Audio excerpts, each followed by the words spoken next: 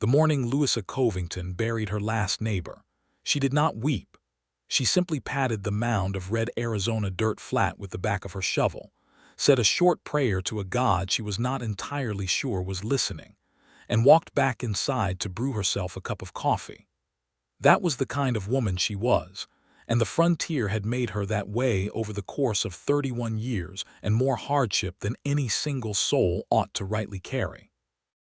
She had arrived in the Arizona Territory in the spring of 1878, riding beside her husband, Franklin Covington, in a wagon loaded with seed grain, cast iron pots, and the particular brand of wild-eyed hope that only the very young or the very foolish tend to carry across the Sonoran Desert.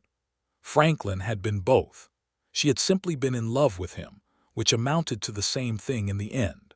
Franklin had been dead for 2 years now.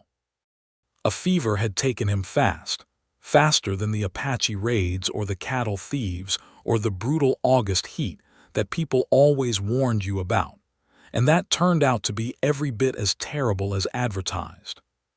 He had gone in 3 days, and Louisa had sat beside him through all 3 of them, holding his hand, talking to him about what they would plant in the spring, pretending for his benefit that she believed in the spring that was coming. She did not let herself fall apart until after the grave was dug and the words were said. Then she sat in her chair by the window and cried so hard that her chest ached for a week afterward. But she had gotten up again. She had always gotten up again. The Hendersons, who had been her nearest neighbors, had packed up their wagon in the autumn of 1879 and gone back east after their boy was bitten by a rattlesnake and barely survived. She could not fault them for going. Mrs. Henderson had hugged Louisa at the gate and pressed her hands and said, "You ought to come too, Louisa. There is nothing left out here for a woman alone." And Louisa had smiled and said she appreciated the concern and watched them drive away until the dust swallowed the wagon completely. The old man she had just buried was a prospector named Deke Ferris, who had lived in a rough camp 2 miles south of her homestead and occasionally traded her rabbit meat for bread. He had been nearly 60 years old and had coughed through the past winter with a sound like something breaking apart slowly inside him. She had brought him soup twice a week until the coughing stopped. Then she had borrowed his mule to dig the grave and buried him proper. So now it was April of 1880, and Louisa Covington was alone in a way that the word alone does not fully capture. The nearest town was a place called Crail's Crossing, 11 miles north across rough terrain, and she went there once a month for supplies and perhaps once a year, experienced the luxury of a conversation that lasted longer than the time it took to conduct business. She had her garden, her 2 horses, 4 chickens, and the broad, merciless, heartbreaking beauty of the land stretching out around her in every direction. And she had made a kind of peace with all of it, including the dying alone part. She had said as much to the circuit preacher the last time he had passed through, a lean and overly concerned man named Brother Aldous, who had the habit of tilting his head at her like a dog hearing a strange sound whenever she said something he did not expect. "I do not fear dying out here on my own," she had told him, quite matter-of-factly, while refilling his coffee. "When the time comes, it comes. The land will take me back same as it took Franklin, same as it took everyone else. There is no shame in it." Brother Aldous had tilted his head so far to one side that she thought his neck might give out entirely. She meant it, though. She genuinely meant every word of it. She was not performing bravery for the preacher's benefit. There was something clarifying about having stripped life down to its essential components, the garden, the horses, the turning of the seasons, and she had found a kind of austere contentment in that simplicity. She did not expect to find love again, did not expect to find much of anything, and had arrived at a place where those expectations felt like an honest assessment rather than a defeat. That was the state of Louisa Covington on the morning in early May when the man arrived. She heard the horse before she saw the rider, that particular kind of uneven gait that meant an animal being pushed too hard through difficult terrain. She stepped out onto her porch with her rifle in one hand and her coffee in the other habits of the frontier, and shaded her eyes against the sun. The horse came over the eastern ridge at a slow, stumbling walk, and the man on its back was listing badly to one side, one hand gripping the saddle horn with the desperate concentration of someone who knows they are about to fall and is determined to delay it as long as possible. He fell anyway, about 40 yards from her gate. The horse stopped immediately, turned its head back to look at its rider with what Louisa could only describe as a tired kind of concern, and then dropped its own head to the sparse grass. Louisa set her coffee down on the porch railing and went through the gate with the rifle still in her hand. The man was lying face down in the red dirt. He was tall, broad-shouldered, wearing a dusty brown coat and worn boots. His hat had come off in the fall and was sitting a few feet away. He had dark hair going silver at the temples and large, work-roughened hands. He was breathing, which she established first by crouching down and watching his back rise and fall, before she put 2 fingers to the side of his neck to be thorough. Pulse strong. She rolled him over carefully and found a face that was sunburned and hollow-cheeked with dehydration, jaw covered in several days of dark stubble. He was perhaps 34 or 35 years old, she guessed.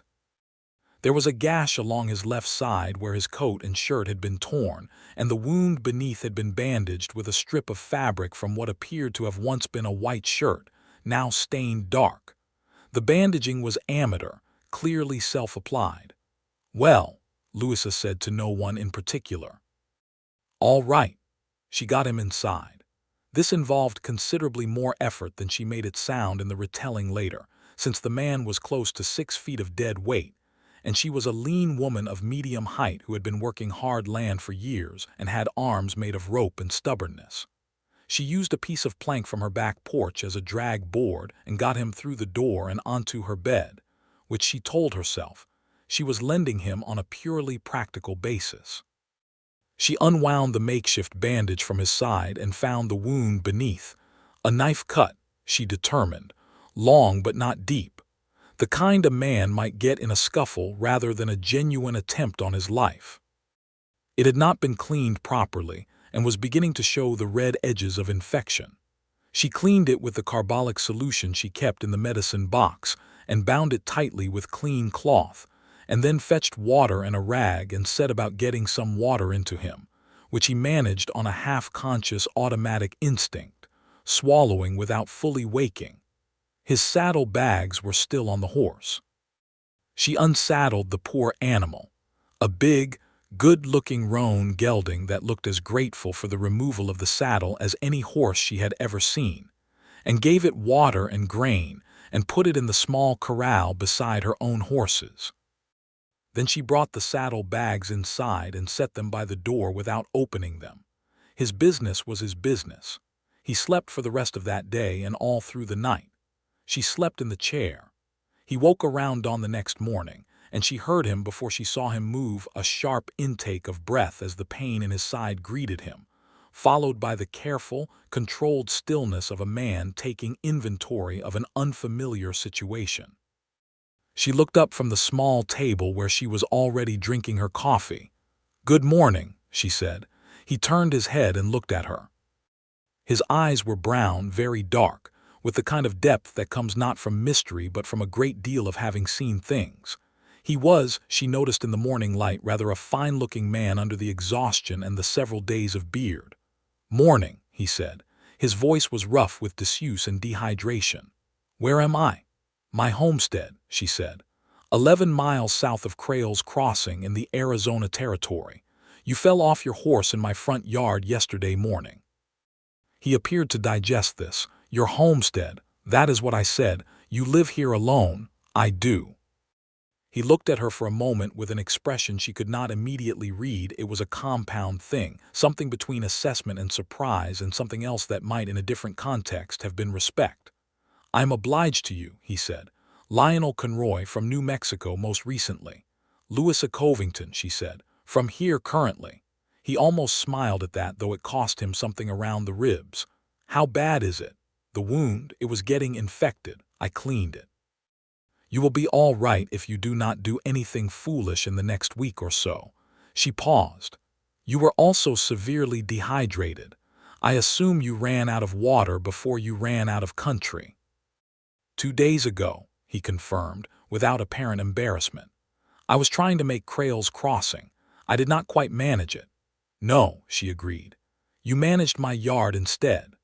There was a brief silence in which neither of them seemed to find anything particularly uncomfortable about the other's presence, which Louisa thought was either a good sign or the result of them both being people who had learned not to waste energy on discomfort they could not immediately resolve.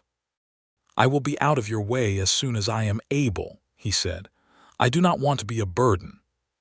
"You are not a burden yet," she said, which was as close to reassurance as she could get before she had further information about the man. "Rest. I will bring you something to eat." She fed him broth that morning and more substantial food by the afternoon, salt pork and cornbread, and a small amount of the dried apricots she was rationing carefully toward summer. He ate everything she brought him with the focused gratitude of a man who had been genuinely hungry, which she respected more than elaborate thanks. Over the course of the next 2 days, as he moved from the bed to sitting up to sitting in the chair by the window, they talked in the careful, incremental way of two private people discovering that they were not, in fact, entirely opposed to the presence of another. She learned that he was 34 years old, which was close enough to her estimate to be satisfying. He had been a lawman in Las Cruces, New Mexico, a deputy, and then for 2 years a marshal, before a disagreement with the territorial government over a case involving a powerful ranching family and what he considered their criminal management of the land and water rights of smaller homesteaders had resulted in his quiet removal from the position. "Fired," he said, without particular heat. "They were more polite about it than that, but that is the substance." And the knife wound. He was quiet for a moment. "The son of the ranching family in question found me on the road out of Las Cruces and expressed his displeasure about the trouble I had caused his father's business arrangements." "He cut you." "He tried harder than that," Lionel said. "He did not succeed more than he did because I am more stubborn than most men give me credit for, and because his horse shied at the wrong moment for him." She nodded. She did not ask him where he was going, and he did not volunteer it immediately, which they both seemed to understand as a mutual professional courtesy, the acknowledgement that some things needed to be chosen to be shared rather than extracted. He asked her on the evening of the 3rd day about the homestead, who had built it, how long she had been here, how she managed. She told him about Franklin matter-of-factly, the way she had learned to talk about loss, not as though it did not matter, but as though it had been integrated into the landscape of her life and could be spoken of without the speaking tearing anything open. "I am sorry," he said, and she believed that he was. "It was 2 years ago," she said. "The grief gets different eventually, not less exactly, just different, more like weather than like injury." He looked at her with that compound expression again. "That is a remarkable way to describe it. I have had 2 years to arrive at it," she said dryly. He smiled properly then for the first time, a slow, genuine smile that did something unexpected to the quality of light in the room, which Louisa attributed to the angle of the evening sun through the window and absolutely nothing else. By the 5th day, he was moving around with only moderate stiffness and had insisted on being useful, which primarily meant chopping the wood she had been meaning to get to for 2 weeks, and doing a thorough inspection of her corral fence that turned into actual repairs when he found 3 posts that were coming loose. She watched him work from the porch with her coffee and tried to identify the feeling the watching produced, and decided it was simply the satisfaction of seeing someone competent at useful tasks, which was a reasonable thing to appreciate in another person regardless of any other consideration. "You do not have to do that," she said when he came back to the porch.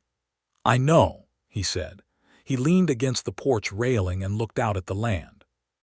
The late afternoon light was doing what it did to the desert, turning everything amber and rose, making the rough terrain look briefly like something painted. "It is good land," he said, and she heard in his voice that he genuinely meant it in the same way she meant it when she thought it, which was not as a compliment to the land's agricultural value, but as a recognition of its particular, difficult, merciless beauty. "Yes," she said, "it is. Do you ever think about leaving?" "Every now and then," she said honestly. "But then it passes. This land is inside me now, I think. I do not believe I would know how to be somewhere else." He was quiet for a moment, and she thought she saw something shift in his expression, something that might have been longing, though she could not have said for certain what it was longing for. He asked her on the 6th day if she would mind him staying a few more days. Not because of the wound, he said that honestly, with the directness she had come to expect from him, but because he was between places and he found that he was not in a particular hurry to be anywhere else. She said she did not mind. She said it without very much examination of why she did not mind, which she told herself was because she was a practical woman and he was useful around the homestead, and there was no reason to make things more complicated than they were. The 7th day brought a dust storm that came up from the south fast enough to catch them both outside, her in the garden, him rehanging the corral gate. They ran for the house together, laughing in the undignified way that people sometimes laugh when nature reminds them very abruptly of their own smallness, and got inside with the door latched just as the first brown wall of dust hit the windows. They sat by the shuttered window listening to the storm keen and howl around the corners of the house, and she told him about the worst dust storm she had seen, in the summer of 1878, and he told her about a blizzard in the mountains outside Santa Fe that had trapped him in a line shack for 4 days with a man he could not stand, and they both laughed more than the story strictly required, which was one of those small moments that, had she been paying closer attention to herself, she might have recognized as the kind of thing that tends to rearrange people's interior landscapes without announcing its intention. Over the following days, the careful incremental conversation expanded and deepened. He told her about growing up in Missouri, in a farming family, the third of 5 children, a father who was hardworking and not unkind but who had not a surplus of warmth in him, a mother who had the same quality as Louisa herself, that bedrock steadiness that the people around it tend to rely on more than they ever say out loud. He had left Missouri at 17 to go west, had done the particular catalog of young man's Western work, cattle drives, mining camps, a year in Colorado that he described only as educational in ways that were not entirely good for my character, before falling into law work more or less by accident in New Mexico, and discovering that he had a particular set of skills and instincts that were suited to it. "Did you love it?" she asked. "The work?" He thought about it properly before answering, which she appreciated. "I loved the parts that were about protecting people," he said. "I did not love the parts that were about protecting property at the expense of people. Eventually those two things came into direct conflict, and here I am." "Here you are," she agreed. She told him about growing up in Missouri as well. They had grown up perhaps 40 miles apart, she calculated, in what struck her as the kind of coincidence that is not particularly miraculous when you consider how many people came west from Missouri in those years, but which somehow felt notable in the moment. And about meeting Franklin at a church social when she was 19, and about the years of saving and planning before they had headed west, and about all the ways the frontier had been exactly as wonderful and as terrible as the stories had made it sound, and about how she had come to the conclusion, sometime in the 2nd year of widowhood, that the land itself was perhaps the most reliable relationship available to a person in this territory, and that she had decided to be content with that. "Is that contentment or resignation?" he asked. He asked it gently, without challenge. She considered the question with the same seriousness he had applied to hers. "I used to think it was contentment," she said. "I am less certain now than I was 2 weeks ago." It was the first genuinely personal thing she had said to him. She was aware of saying it even as she said it, aware that it was a kind of opening of a door, and she watched his face to see whether he understood the significance, and whether he handled it well or badly. He handled it very well, which was to say he did not make anything of it that would have been too much, but let it land between them as what it was, simply nodded, and then after a moment said quietly, "I think that is the most honest thing I have heard anyone say in a long while." He was still there at the end of the second week. He had begun to feel like a part of the homestead's daily rhythm in the way that a reliable piece of furniture begins to feel, which was a comparison she recognized was inadequate even as she reached for it. He was not furniture. He was a man who rose early and made the coffee without being asked on the third morning, and had simply continued to do it, who talked to the horses in a low, steady murmur when he was in the corral, who had a habit of sitting very still in the evenings, and watching the sunset with the kind of focused attention that other people reserved for important texts, and who had, on the night of the 10th day, stayed up with her when she could not sleep. She had not said she could not sleep. Had simply come out to the porch, and he had been there already, and they had sat in the dark listening to the night sounds of the desert without any need for explanation from either side. "Can I ask you something personal?" he said on that 10th night out of the dark. "You can ask," she said. "I may not answer." "Fair enough." He was quiet for a moment. "You told the preacher, there was a circuit preacher here a few months back, you mentioned him, that you did not fear dying alone out here. Did you mean that?" She turned to look at his profile in the dark. "How do you know what I said to the preacher?"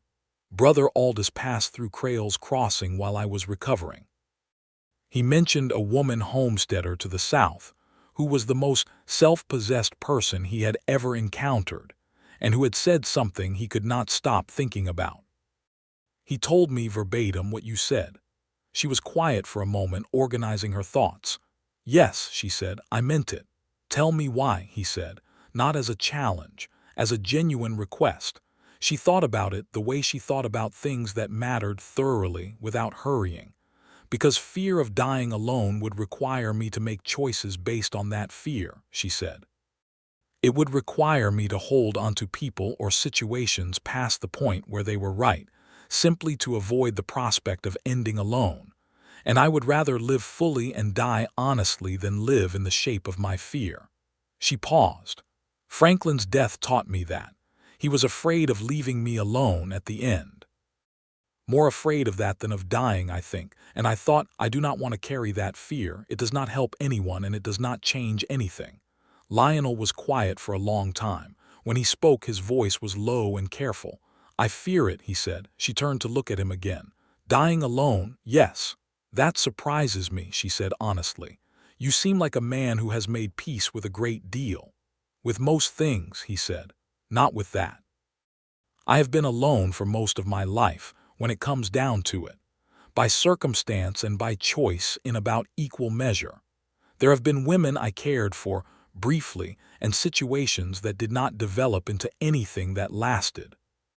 And I have gotten to a point where I can see the shape of my life, and I would not want to die having never known what it is to be someone's person, and for them to be mine." He stopped.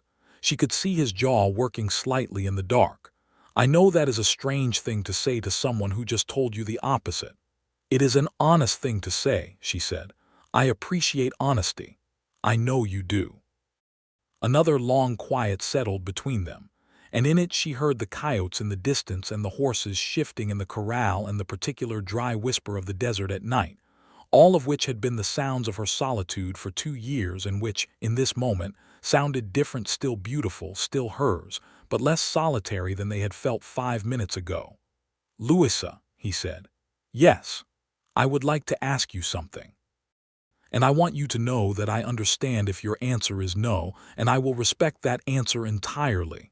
"All right," she said. He turned to face her.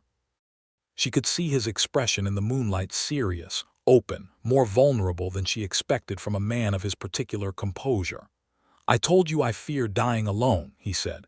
"You told me you do not, and I believe you entirely, but I wonder, and this is the question, I wonder if you would consider reconsidering." She stared at him. "You are asking me to reconsider not fearing death?" "No," he said, and the ghost of a smile touched his mouth. "I am asking you to reconsider dying alone. Whether or not you fear it." I am asking, and I know this is an extraordinary thing to say to a woman I have known for 10 days, and I will understand completely if you tell me I am out of my mind. I am asking if you might be willing to consider not dying alone, with me specifically, if that is something you could imagine. The silence that followed was one of the most significant silences Louisa Covington had ever sat inside of. She looked at him for a long moment. She looked at the desert.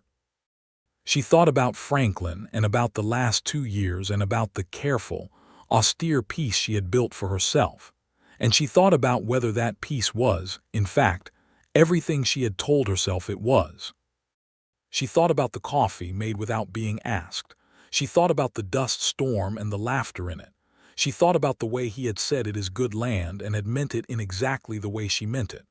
"You are not out of your mind," she said finally. He looked at her steadily.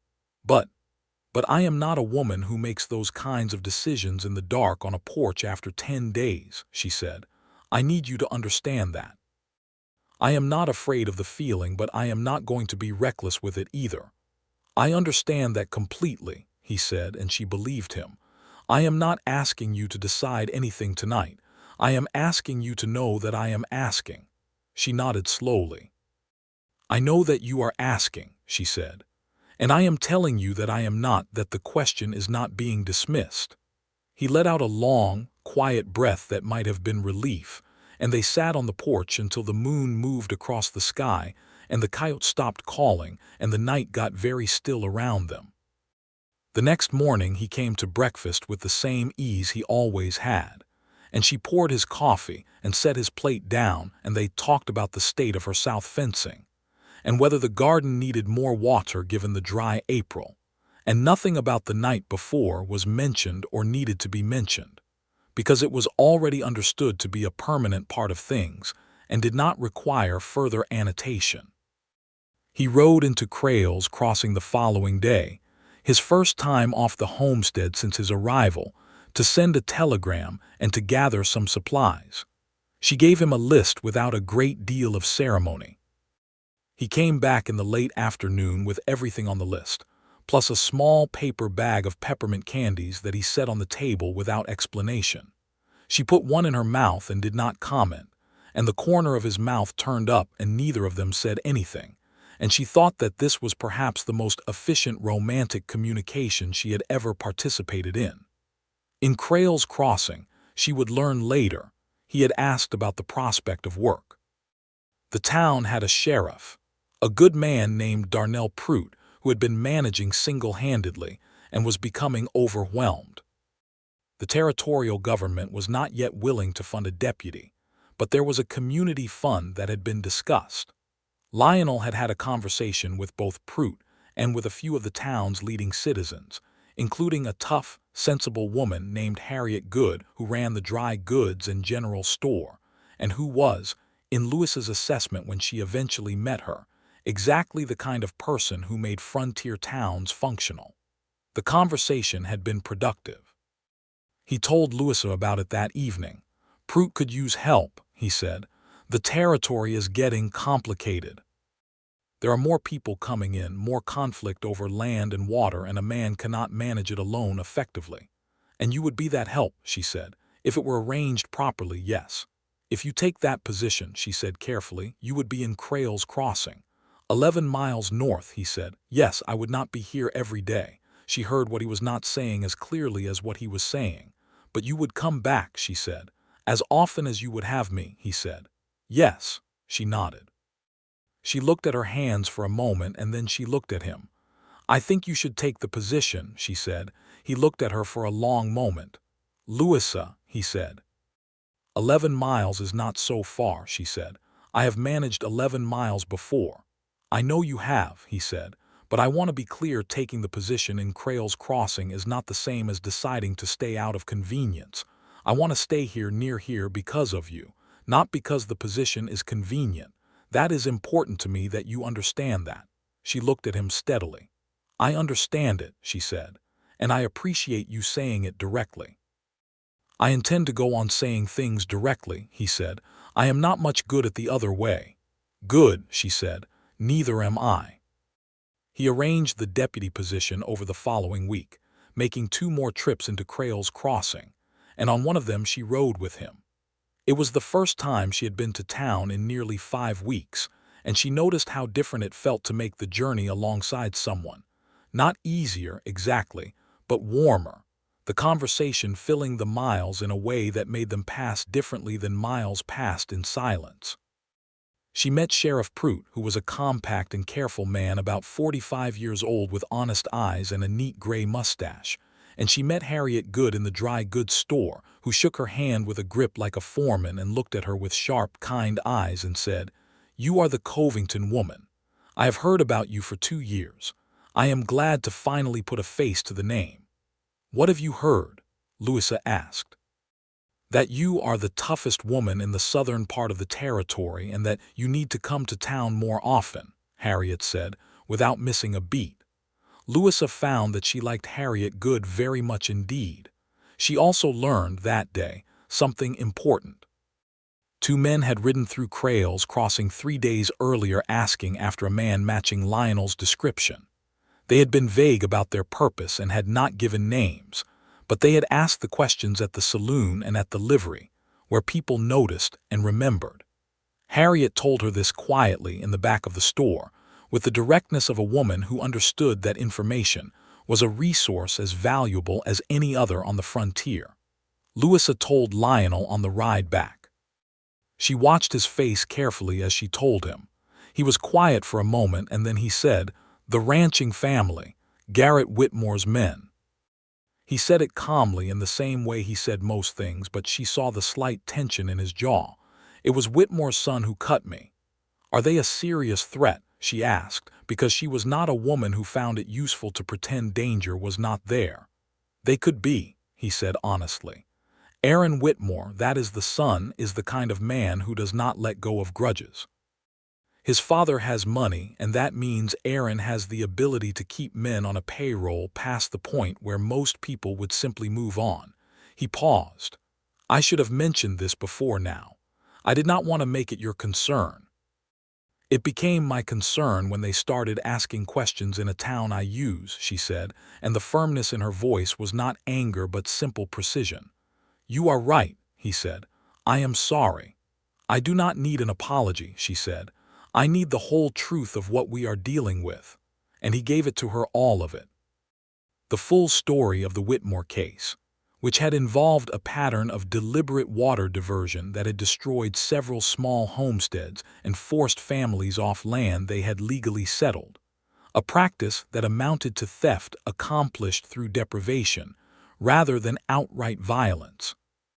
Lionel had built a case with real evidence and had taken it to the territorial court, and the Whitmores had used their connections to have the case dismissed and Lionel quietly removed, and Aaron Whitmore had apparently taken the whole thing as a personal affront requiring a personal response.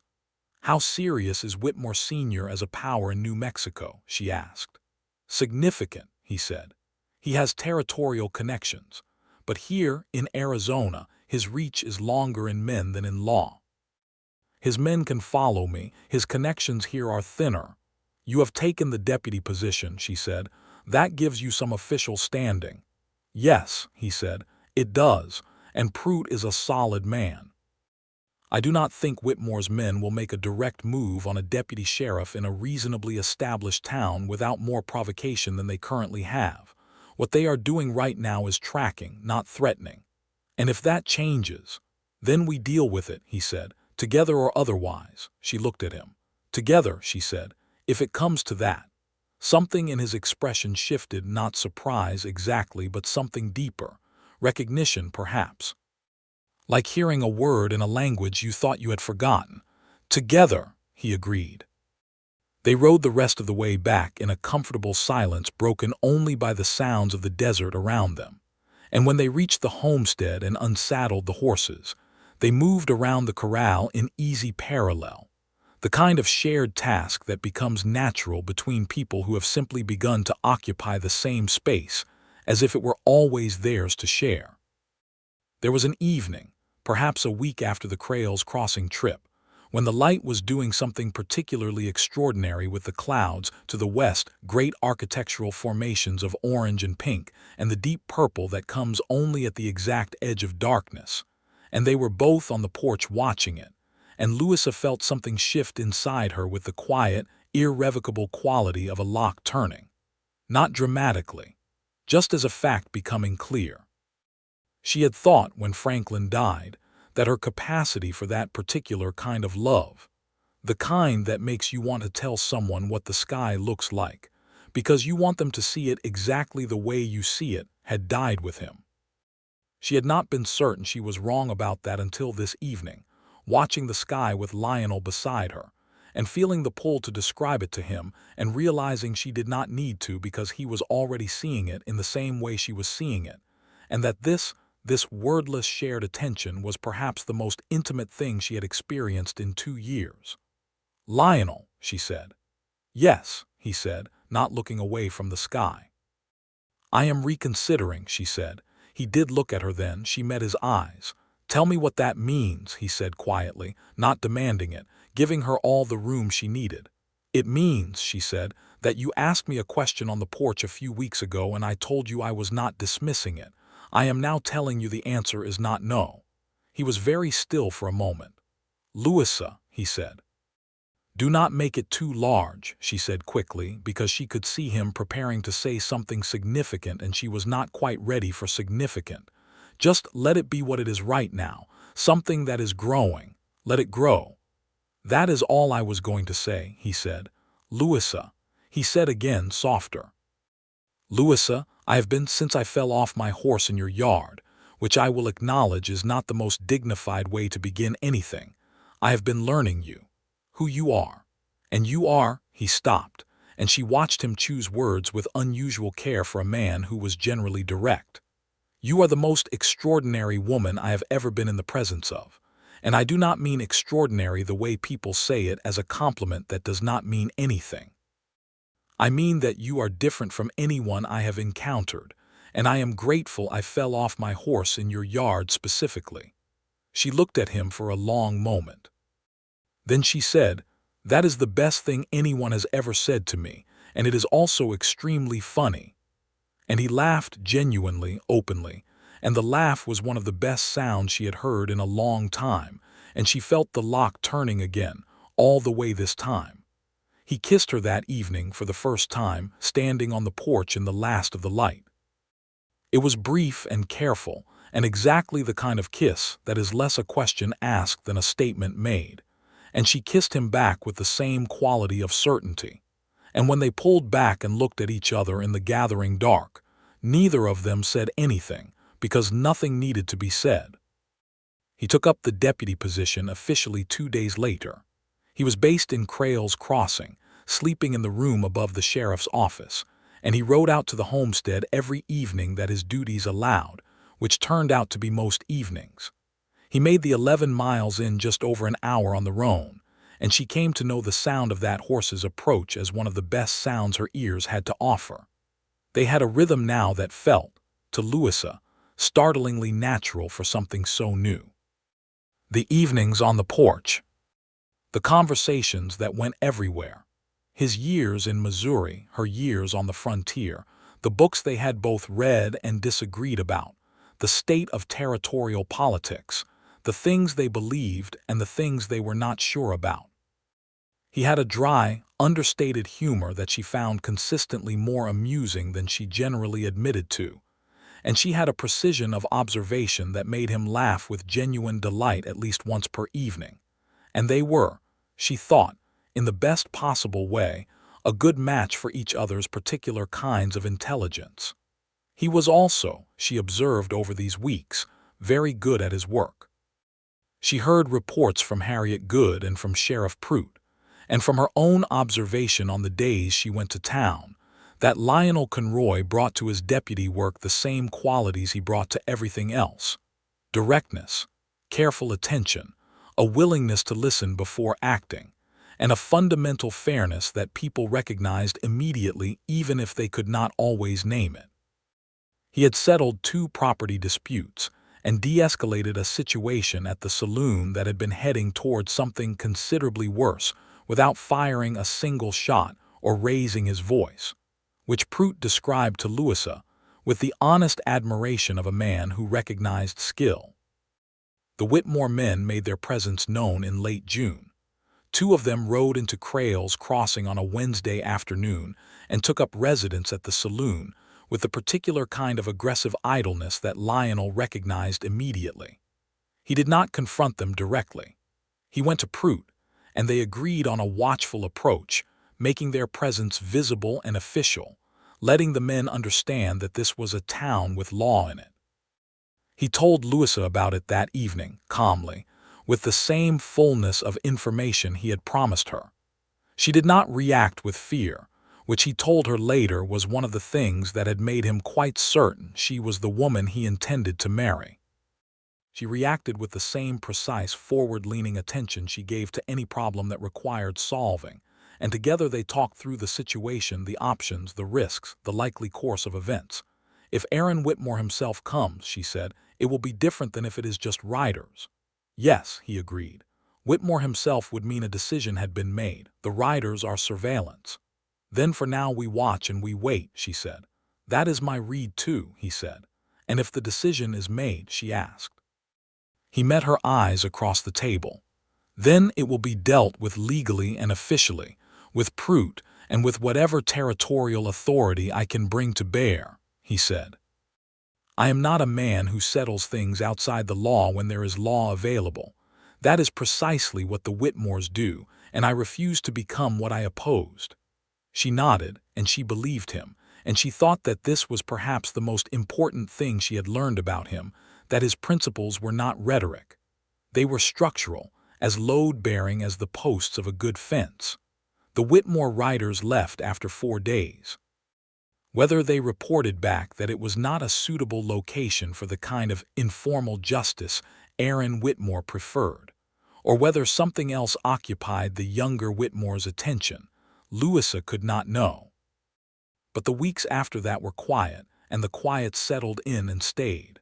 In August, on a Sunday that was hot enough to make the air itself seem tired, Lionel came to the homestead in the early morning rather than the evening, which was unusual enough to bring her to the door before he reached the gate. He was dressed in his better coat, which he almost never wore in the heat. He had shaved very carefully. He was carrying a small bunch of wild desert flowers that she recognized as the hardy yellow blossoms that grew along the western ridge, which were among her favorite things about August in the Arizona territory. She stood in the doorway and looked at him with one hand on the doorframe and felt something rise in her chest that she did not try to name. He came through the gate and stopped in the yard, 6 feet from her, and held out the flowers. She took them. They smelled like sun and dry earth. "I have a question to ask you," he said. "I gathered," she said. "Louisa Marie Covington," he said, and she startled slightly at the middle name because she had never told it to him, and it meant he had asked someone, had taken the trouble to know it fully, and that undid something in her that she had not realized was still held together. "I am not a man with very much to offer in the way of material things at present," he continued. "I have a horse, a position, a small amount in savings, and a quality of character that I will let you evaluate from your own observations. I have no land except what I have worked on and loved in passing. I have no house except one I intend to build. What I have that I can offer you is the full truth of who I am, and a commitment to you that I mean in every sense that commitment means, and the certain knowledge that every day beside you is a better day than any day without you has been." He paused. His voice was steady, but she could see that his hands were not quite, and that realness made her eyes fill in a way that very few things ever had. "Will you marry me?" She looked at him for a long moment. She looked at the desert. She looked at the yellow flowers in her hand. She looked at the man standing in her yard who had fallen off his horse into her life and had told her honestly that he feared dying alone, and had asked her, with extraordinary gentleness, if she would consider not dying alone either. "Yes," she said. He closed his eyes briefly, and in the brief closure she saw relief so genuine that it made her chest ache. Then he opened his eyes and smiled at her, the slow, complete smile that had been rearranging her interior light for months, and came up the porch steps to where she stood. And when he held his hands out, she gave him the flowers to hold, and stepped into his arms and felt the solidity of him and the warmth and the steady beat of his heart. And she thought that Franklin would have liked this man. And she thought that the land and the years had not broken her after all, but had simply been patient with her. And she thought that she had been wrong, and very glad to be wrong. They were married in September of 1880, in the small church in Crales Crossing, the only church in the county, a simple white building that was also used as a schoolhouse 3 days per week, and as a meeting hall for civic concerns on Saturdays. Brother Aldous performed the ceremony, and Louisa observed with satisfaction that for once he did not tilt his head at her with concern.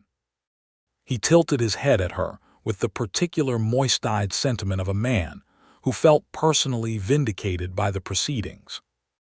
Harriet Good was there, seated in the front row with her arms folded, and her expression fierce with happiness in the way that tough women tend to express joy, as if they dare it to try to be anything other than what it is.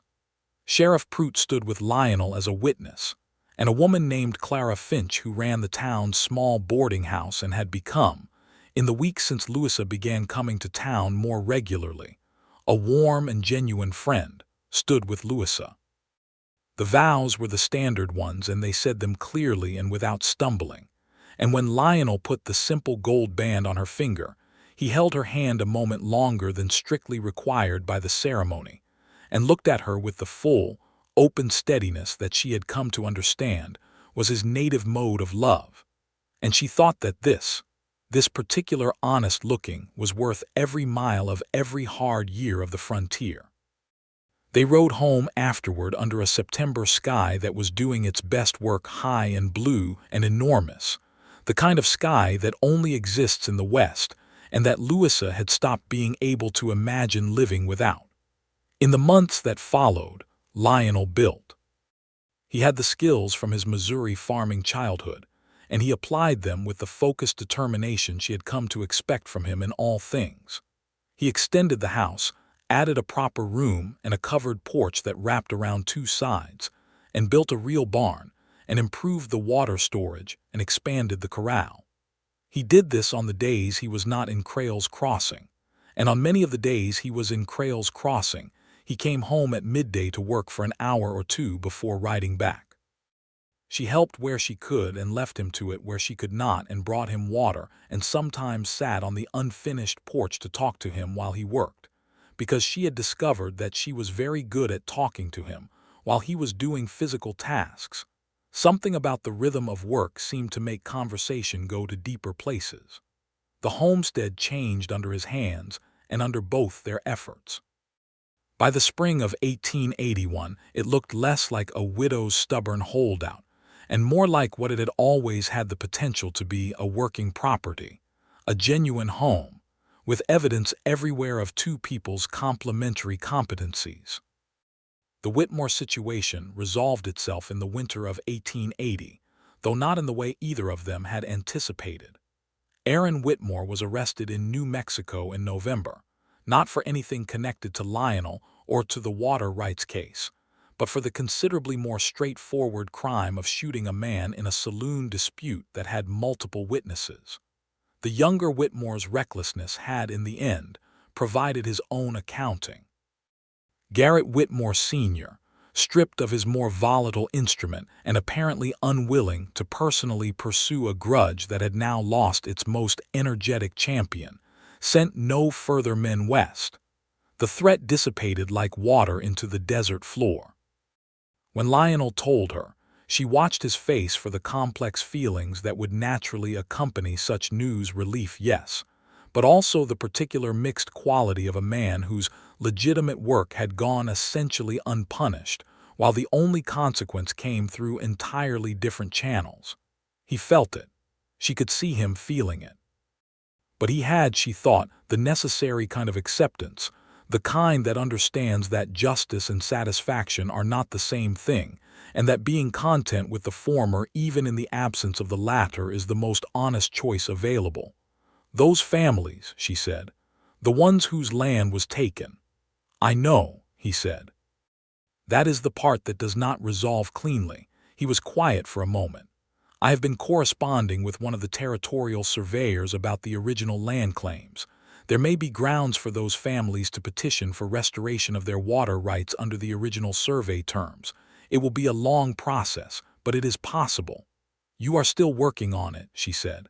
I always intended to, he said, just not in an official capacity. She reached across the table and put her hand over his, and he turned his palm up and held it. They sat like that for a while in the autumn evening, with the fire going and the smell of the desert coming through the slight gap in the window, and she felt something that she had been trying to find the right word for all year and finally settled on. Whole. Not completed, the way people sometimes mean it, as if she had been lacking, but whole the way a thing is whole when all its parts are present and functioning together. The spring of 1881 brought new things. The garden expanded. She had been saying for 2 years that she would extend it if she had the extra water storage capacity, and now she did. She planted in April with the particular intensity of joy that gardening in dry soil requires, Lionel beside her in the long evening light, both of them on their knees in the red dirt, talking about what would grow and what might not and what was worth trying regardless. She found out she was expecting their child in May. She told him on a Tuesday evening when he came in from the corral, simply and directly, the way she did everything. He went very still in the way he sometimes did when something mattered too much for an immediate response, and then he crossed the kitchen in 2 strides and put his arms around her with a gentleness and a completeness that made her shut her eyes and hold on to him. "Are you all right?" he asked against her hair. "Entirely," she said. "Are you frightened?" She considered it honestly. "No," she said, cautious. "There are things that can go wrong. We are 11 miles from the nearest help, but no, not frightened." "Are you?" "Thoroughly," he said, and she could hear the smile in it alongside the genuine truth of it. "Thoroughly frightened and entirely glad." "Good," she said. "Both of those are appropriate." The pregnancy was unremarkable in the best possible sense. She was healthy and strong, and the worst of it was a period in the early months when the heat made her feel more tired than usual, and she had to surrender several tasks to Lionel with the slightly grudging grace of a woman who had been entirely self-sufficient for too long to find delegation entirely comfortable. He accepted the delegated tasks without commentary, and brought her water with the ginger she had read was good for the nausea, which he had sent away for Clara Finch in the boarding house had looked it up in her almanac and sent a note, and which she drank without admitting that it helped. Harriet Good came out from Crayle's Crossing twice during the pregnancy, making the 11 miles on her sturdy gray mare with the efficiency of a woman who considered herself simply going to see a friend, and the efficiency of a woman who had also quietly sent ahead to make sure there was a traveling medical kit in her saddlebag. Louisa loved Harriet Good very much for that particular combination. She also loved, quietly and with full knowledge of what she was doing, the midwife that Harriet found in Crayle's Crossing, a Mexican-American woman named Esperanza Torres who had been delivering children in the territory for 20 years, and had steady hands and a voice like warm water, and a way of explaining things that made Louisa, who was not a woman who liked feeling uninformed, feel entirely in possession of the facts. Louisa made the arrangements herself, with Lionel, and felt entirely settled about them. The child was born in January of 1882 on a cold, clear night when the stars were very bright and Lionel was there, because she had told him plainly that she wanted him there, and he had said he would not be anywhere else. He was paler than she had ever seen him during it, but he held her hand throughout, and his hand was steady even when his face was not. And when Esperanza placed the baby in his arms, he looked down at the child with an expression that Louisa, who was thoroughly exhausted and thoroughly triumphant, would never forget for the rest of her life. the expression of a man who has arrived somewhere he had long given up believing was his to arrive. It was a boy. They named him Theodore James Conroy, after Lionel's father James, and after no particular Theodore but simply because it was a good strong name and they both liked it. Theo, from the first week, which suited him. He was a healthy, serious-faced infant who regarded the world with the same dark, attentive eyes as his father, and cried only when he had a genuine complaint, which struck Louisa as an excellent character trait from birth. She fed him and held him and watched him sleep with the specific wonder of a woman who had thought, somewhere in the years of her solitude, that this particular experience was not for her, and feeling in it not a correction of grief but an expansion of it, a new room in the house of her life that she had not known was there. Lionel was a father with the same qualities he had in everything else present, attentive, not performing tenderness but practicing it, holding Theo in the early mornings while Louisa slept and talking to him in the low murmur she recognized from the horses, and reading to him from the newspapers he brought back from Crail's Crossing in the evenings, which she told him was perhaps premature given that Theo was 6 weeks old, and he said the content did not matter so much as the habit of language. And she said she could not fault the logic of that. The year 1882 passed with the particular quality of a year in which a great deal is happening, but all of it is good, the homestead producing well, the garden in its best year yet, the deputy position well established, Theo growing from serious infant to serious baby with a slow-developing smile that, when it appeared, had the force of revelation.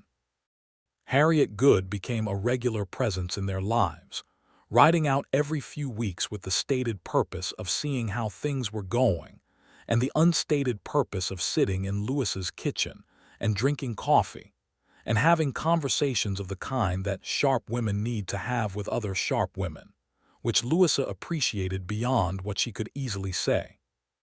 Sheriff Prout came occasionally as well, for Sunday meals that became a quiet tradition, a spare, thoughtful man who was deeply fond of Lionel in the unexpressive way of certain Western men, and who had a gift with Theo that surprised everyone, including apparently himself, sitting on the porch floor with the baby on his knee, and making the kind of elaborate facial expressions he would have been horrified to know he was capable of.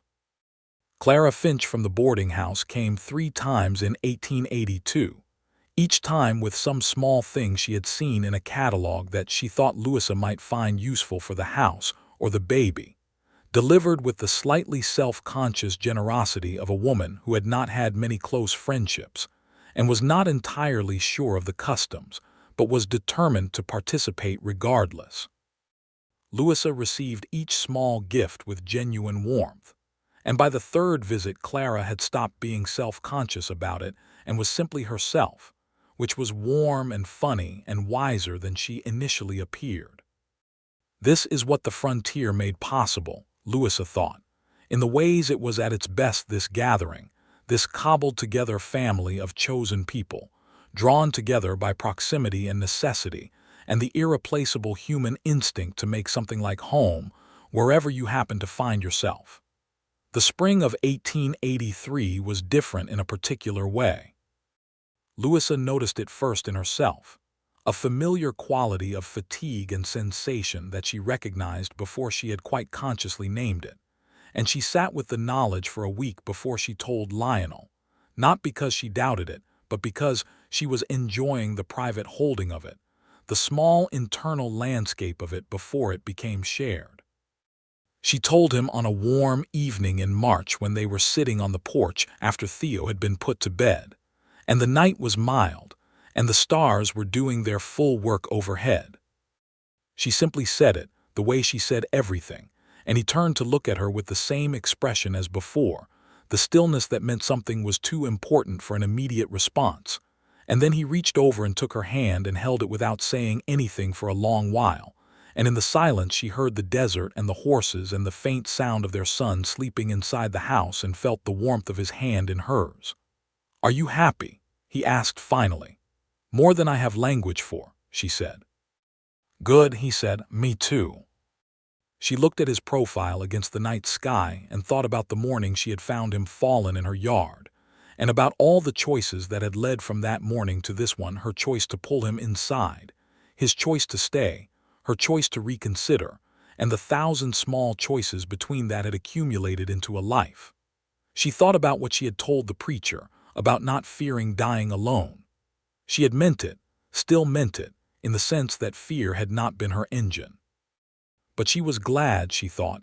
She was so thoroughly and completely glad to have reconsidered. "Lionel," she said, "yes, I am glad you asked me to reconsider." He turned to look at her. In the starlight his face was all strong lines and deep eyes, and she knew it as well as she knew her own land, every part of it. "So am I," he said quietly.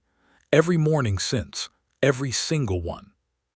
The second child arrived in October of 1883, delivered again by Esperanza Tours with the same competence and warmth, while Lionel sat with Theo in the kitchen and told him a long, involved story about a horse that apparently climbed a mountain, which Theo, at 21 months, found entirely credible and deeply satisfying.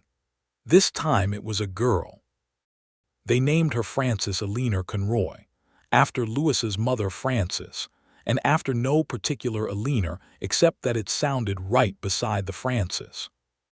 She was small and fierce from the first hour, with dark eyes that looked in the first days as though she intended to evaluate everyone's credentials before deciding whether to trust them, and which Louisa recognized as her own face on this small new person. Lionel held Frances and looked at her and then looked at Louisa and said, "She looks like you," in a voice that made it sound like the best news he had ever received. "She looks like she has opinions already," Louisa said. "Also like you," he said. She threw a small piece of cloth at him from the bed and felt entirely well. The homestead in those years had grown from the lean, stubborn thing it had been during Louisa's widowhood into something richer, the extended house warm and lived in, the barn solid, the garden expanded and producing better than it ever had. There was a kitchen garden and an orchard beginning, 3 young apple trees and 2 pears that Lionel had sent away from a nursery in California, an investment in future years that she found entirely characteristic of him, the long patience, the willingness to plant for a harvest that would take years to come.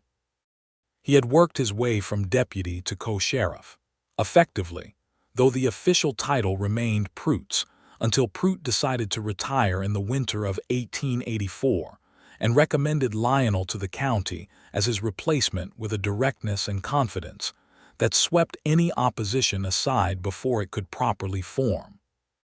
Lionel Conroy became sheriff of Crayle's Crossing and the surrounding county in the spring of 1884, and Louisa attended the swearing-in with Theo on her hip and Frances in the canvas carrier strapped to her chest, and Harriet Good stood beside her and squeezed her arm without saying anything, which was better than anything that could have been said. He took the position seriously, which was what she had expected. He also, and this was what she most admired about it, took the communities it served seriously, not just the town itself but the outlying homesteaders, the ranch hands, the smaller Mexican and Mexican-American settlements south and east that had been in the territory before the Anglo settlers arrived, and that the law had not always served with equal attention. Lionel's instinct toward fairness that she had observed from the earliest days of their acquaintance expressed itself in a sheriffhood that people in the broader county gradually came to trust in a real and functional way.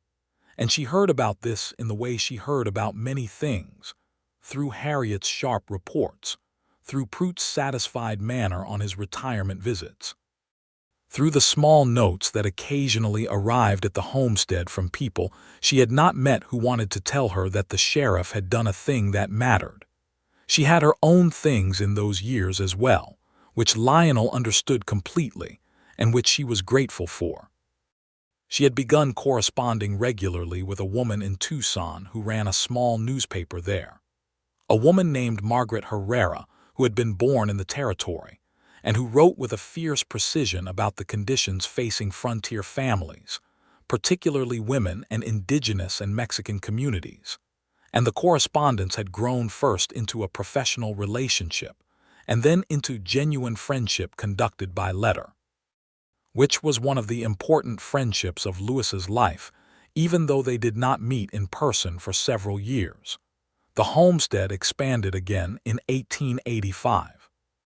A third bedroom, properly built this time with good timber from a sawmill that had come to the county, and a study of sorts for Louisa, with a proper writing desk and shelves that Lionel built on a Sunday in February, with Theo helping by handing tools from a small bucket with great seriousness, and Francis sitting in the middle of the sawdust, supervising with critical eyes. The room was Louisa's, for her correspondence and her thinking, and the occasional pieces she contributed to Margaret Herrera's newspaper under the initial L. Covington Conroy, which she used professionally because it was the name she had used publicly for years, and she liked carrying both names as evidence of both lives. In the evenings in that house, in those years, the life they had built was fully visible. The children on the porch in the summer evenings, Theo's dark head and Francis's with its particular Covington shade of auburn brown, both of them growing with the uncanny speed of children on good land, both of them absorbing the same qualities of their parents in different combinations.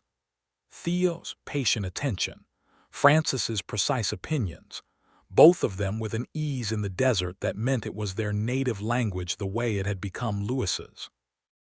Lionel made his rounds through the county on horseback several days per week, and on the days he was home fully, none of the half-presence that the frontier sometimes made of men who had too much to carry. He was there at the table, at the porch, in the garden where he had developed a genuine interest in the growing of things that she found entirely charming in a man who had come to it so late. He was there for the conversations Theo brought home from his first year of school in Crayle's Crossing, the questions, the confusions, the discoveries, and he engaged with all of them with the focused curiosity that had always been one of his best qualities. There was a night in the winter of 1885 when a hard frost had come, and the fire was going well, and both children were in bed, and she and Lionel were sitting at the kitchen table, with the remains of the evening meal still between them and the lamp burning low, and the wind outside, making that particular sound against the eaves that meant winter was being fully itself. They had been talking about nothing particular, the state of the orchard, a letter she had received, a situation in the county he was working through, and there was a long, comfortable pause, and she looked at him across the table with the lamp between them and felt the full weight of everything they had made, all of it present in that one moment. "What are you thinking?" he asked, watching her face.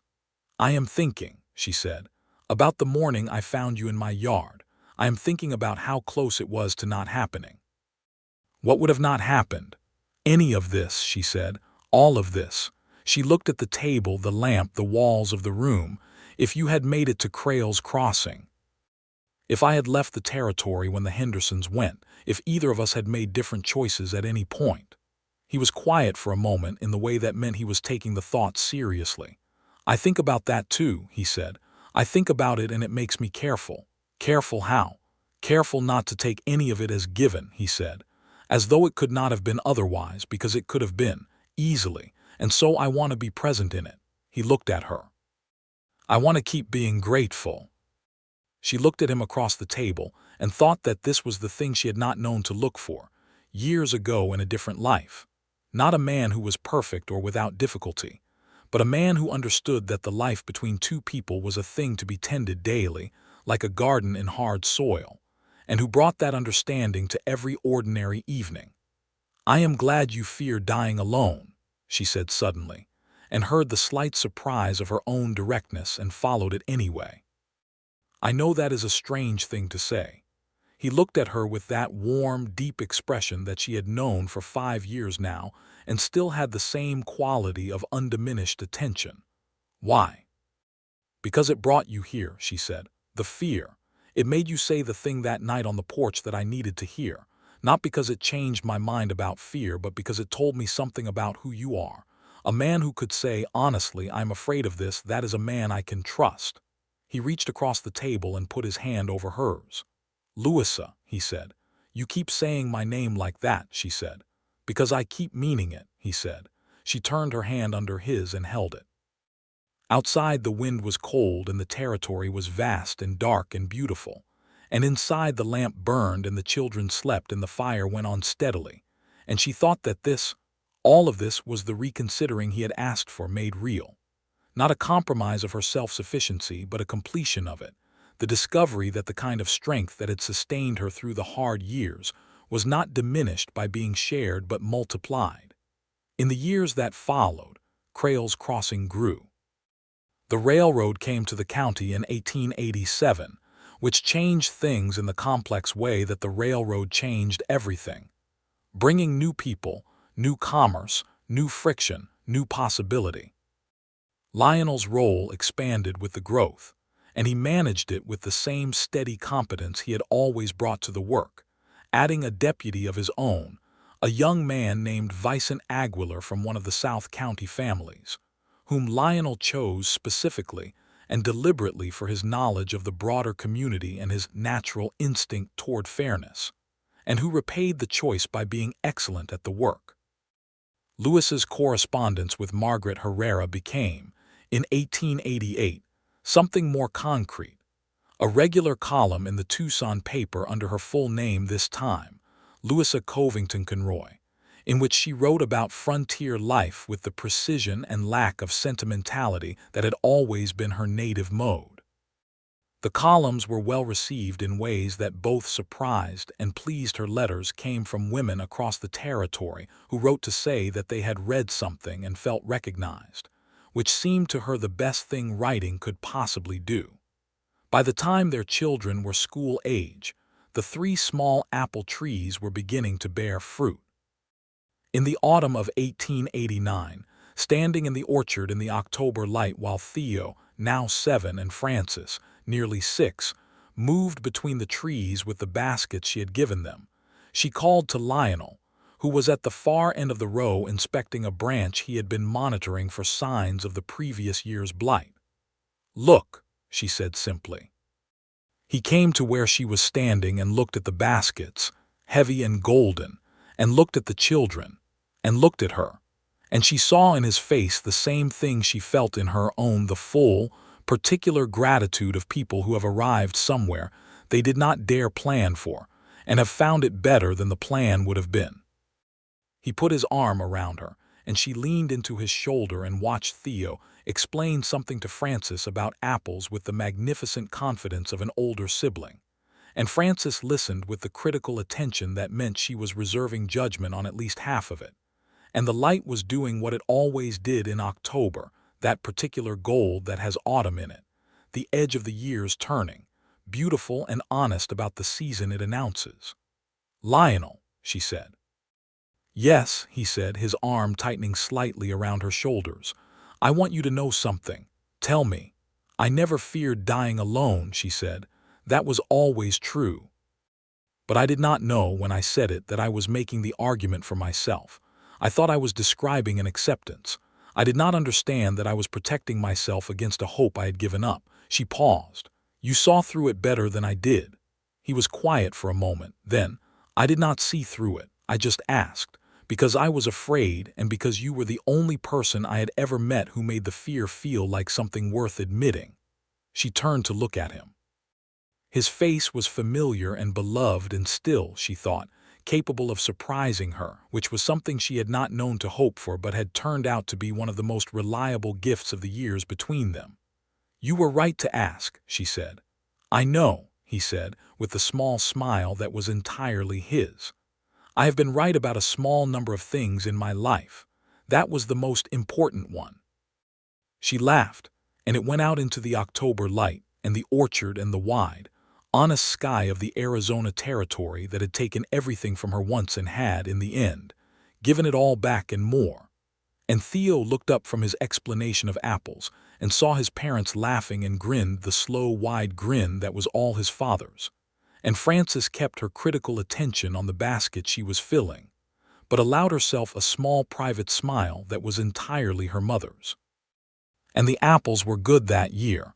the best the orchard had yet produced.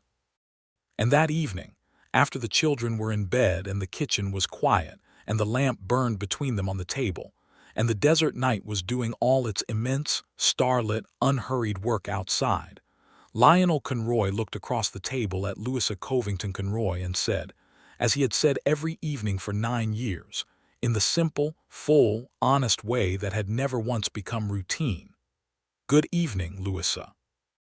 And she looked back at him, at the man who had asked the right question at the right moment, and she said, as she always said, "Good evening, Lionel." And outside the great frontier went on, vast and difficult and irreplaceable, and inside the lamp burned and the fire held, and the life they had made from the collision of his fear and her courage stood solid and warm against every cold and dark thing the night could offer, complete in every way that completion is possible between two people who have chosen, again and again, in the small and large ways, to choose each other. The apple trees bore fruit for 30 more years.